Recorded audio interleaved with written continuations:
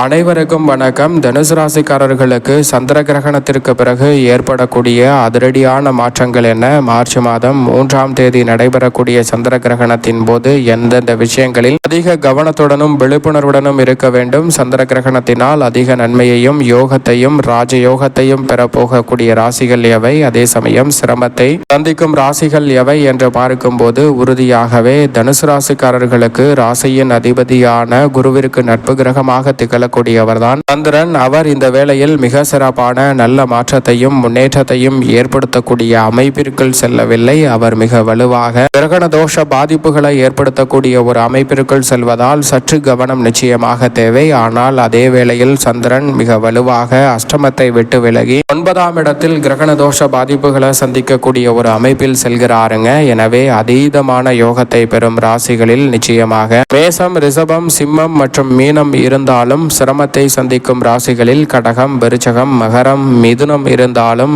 இந்த தருணத்தில் தனுசு ராசிக்காரர்களுக்கு பெரிய அளவிலான பாதிப்புகள் இல்லை. நிச்சயமாக நடுநிலையான பலன்களை சந்திக்கக்கூடிய ஒரு தருணமாக தான் பார்க்கப்படுகிறது. எனவே இந்த வேலையை கூடுதல் கவனத்துடனும் விழிப்புணர்வுடனும் எதிர்கொண்டால் பல பிரச்சனைகளையும் சிரமங்களையும் தவிர்த்து நன்மை நிறைந்த ஒரு தருணமாக மாற்றிக்கொள்ளக்கூடிய நல்ல வாய்ப்பும் சந்தர்ப்பமும் உறுதியாகவே உங்களை தேடி வரும் என்பதில் சந்தேகமே இல்லை. எனவே இந்த தருணத்தை தவறவிடாமல் தனுசு ராசிக்காரர்கள் பயன்படுத்திக் கொள்வது மிக சிறப்பான மாற்றத்தை நிச்சயமாக உங்களுடைய வாழ்வில் ஏற்படுத்தி கொடுக்கும் என்பதில் சந்தேகமே இல்லை. அதிலும் குறிப்பாக கிரகநிலைகளின் அமைப்பை பார்க்கும் போது சப்தமத்தில் குரு வலமருகிறார். சுகஸ்தானத்தில் மிக வலுவாக இதற்கு பிறகு வாக்கியத்தின்படி சனி அமர போகிறாருங்க. திருக்கணிதத்தின்படி 3இல் தான் வலமருகிறார். ராகு, சனி, செவ்வாய், புதன், சூரியன் போன்ற கிரகநிலைகள் 3ஆம் இடத்தை வலுப்படுத்துகின்றன. வெற்றிக்கு உரித்தான 3ஆம் இடத்தில் இந்த கிரகநிலைகள் வலம் வரும்போது 9இல் மோட்சக்காரகரான கேதுவும் சந்திரனும் வலம் வரக்கூடிய வேளையில் சந்திர கிரகணம் நடைபெறுவதால் சற்று கவனத்துடன் இருந்தால் பல சிரமங்களை தவிர்த்து நன்மை நிறைந்த வாய்ப்புகள் உறுதியாகவே உங்களை தேடி வரும் என்பதில் சந்தேகமே இல்லை.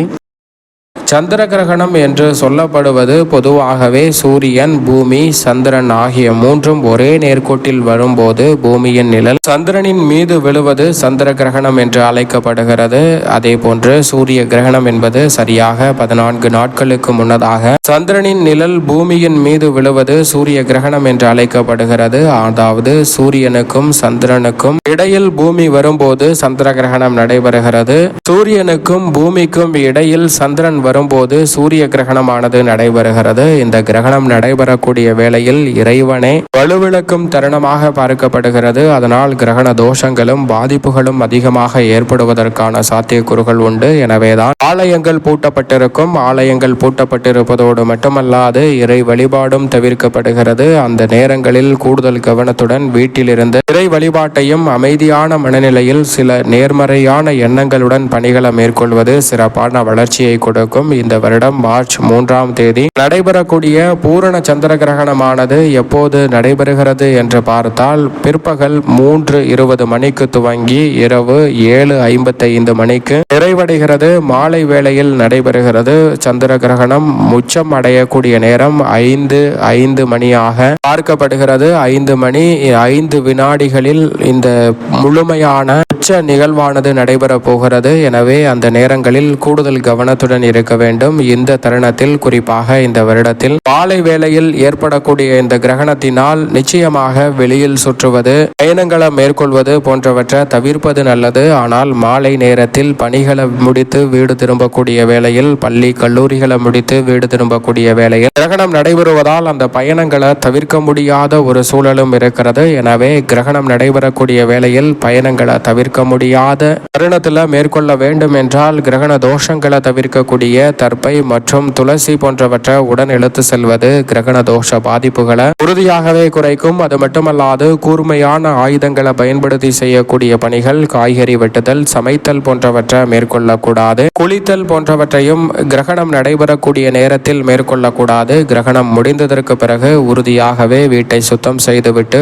குளித்துவிட்டு இயல்பான மற்ற பணிகளை துவங்குவது நல்லது. இறை வழிபாட்டையும் அதற்கு பிறகு மேற்கொள்ள வேண்டும். அது மட்டுமல்லாது இந்த கிரகணம் நடைபெறக்கூடிய இருக்கக்கூடிய நேரத்தில் சந்திரன் மிக வலுவாக சிம்ம ராசியில் வலம் வருகிறாருங்க. சிம்ம ராசியில் பூரம் நட்சத்திரத்தில் வலம் வருகிறார். கடக லக்கணத்தில் வலம் வருகிறாருங்க. எனவே இந்த தருணத்தில் நிச்சயமாக செவ்வாய்க்கிழமையில் பிறந்தவர்கள் பரிகாரத்தை சந்திர கிரகணத்தினால் ஏற்படக்கூடிய தோஷ பரிகாரத்தை மேற்கொள்வது நல்லதாக பார்க்கப்படுகிறது. அதோடு மட்டுமல்லாது பூரம், பரணி, பூராடம் மற்றும் மகம் நட்சத்திரக்காரர்கள் இந்த தருணத்தில் நிச்சயமாக பரிகாரத்தை மேற்கொள்வது சிறப்பான பலனை ஏற்படுத்தி கொடுக்கும் என்பதில் சந்தேகமே இல்லை. அது மட்டுமல்லாது பொதுவாகவே இந்த கிரகணம் நடைபெற்று முடிந்ததற்கு பிறகு உறுதியாகவே மக்கள் இன்புறக்கூடிய வகையில் இனிமையான செய்தி கிடைப்பதற்கான நல்ல சந்தர்ப்பம் உண்டு. அரசால் பல நலத்திட்டங்களை செயல்படுத்தக்கூடிய மோகமான வாய்ப்பு உறுதியாகவே கிடைக்க இருக்கிறது. அதே வேளையில் இக்கிரகணம் நடைபெறக்கூடிய நேரங்களில் பங்குச்சந்தை முதலீடு, மிக பெரிய அளவிலான தொழில் முதலீடு போன்ற காரியங்களை மேற்கொள்வதை உறுதியாகவே தவிர்க்க வேண்டும். ஏனென்றால்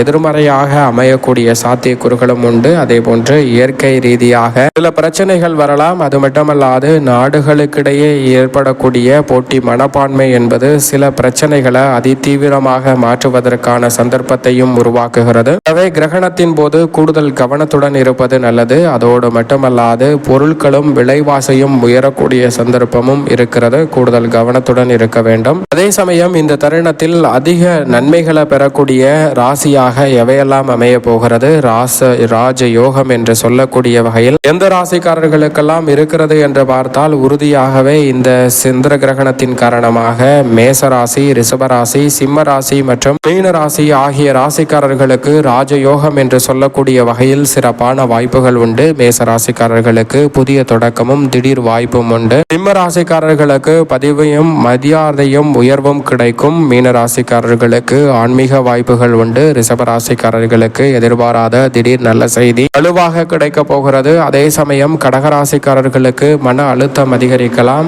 ஏனென்றால் அதிர்ச்சியான நிகழ்வாக சில நிகழ்வுகள் அமைவதற்கான சாத்தியக்கூறுகள் உண்டு. மன அழுத்தம் அதிகரிக்கலாம். ராசியின் அதிபதியாக இருக்கிறார் சந்திரன். எனவே அவர் வலுவிழப்பதால் சில தாக்கங்கள் உண்டு. அதே போன்று விருச்சக ராசிக்காரர்களுக்கு மறைந்த உண்மை வெளிக்கொணரும் நேரமாகவும், மகர ராசிக்காரர்களுக்கு அஷ்டமம் என்பதால் ஆரோக்கிய தொல்லைகள் ஏற்படலாம். கவனத்துடன் இருக்க வேண்டும். மிதுன ராசிக்காரர்களுக்கு சில எதிர்பாராத பிரச்சனை வரும். இந்த 4 ராசிக்காரர்கள் சற்று கவனத்துடன் இருக்க வேண்டும். ஆனால் சந்திர கிரகணம் நிறைவடைந்ததற்கு பிறகு பொதுவாகவே அனைவருக்குமே சிறப்பான வாய்ப்புகள் உறுதியாக கிடைக்கும். மேலும் சாதகமாக மாற்றிக்கொள்ள உறுதியாகவே கிரகணம் முடிந்ததற்கு பிறகு வீட்டை சுத்தம் செய்துவிட்டு குளித்துவிட்டு இறை வழிபாட்டை மேற்கொள்ளுங்கள். நிறைந்த நன்மை உங்களை தேடி வரும். இந்த தருணத்தில் அதிக சிரமங்களை தவிர்த்து நன்மை நிறைந்த வாய்ப்புகளை பெற வேண்டும் என்றால் நிச்சயமாக கிரகணம் நடைபெறக்கூடிய நேரங்களில் கூடுதல் கவனத்துடனும் விழிப்புணர்வுடனும் இருப்பது நல்லது. அதோடு மட்டுமல்லாது சற்று விழிப்புணர்வுடன் செயல்படும் போது பல சிரமங்களும் சிக்கல்களும் உங்களுடைய வாழ்வில் இருந்து விலகி யதார்த்தமான வளர்ச்சியும் மிக பெரிய அளவிலான முன்னேற்ற வாய்ப்புகளும் கிடைப்பதற்கான நல்ல சந்தர்ப்பம் உறுதியாகவே உண்டு. எனவே இந்த தருணத்தை சரியாக பயன்படுத்தி கொண்டால் ராசியின் அதிபதியான குருவிற்கு நட்பு கிரகமாக இருக்கக்கூடிய சந்திரனின் அமைப்பால் சிறப்பான வாய்ப்புகளும் அபரிவிதமான நன்மையும் உங்களை தேடி நிச்சயமாக வரும். தனுசு ராசிக்காரர்களுக்கு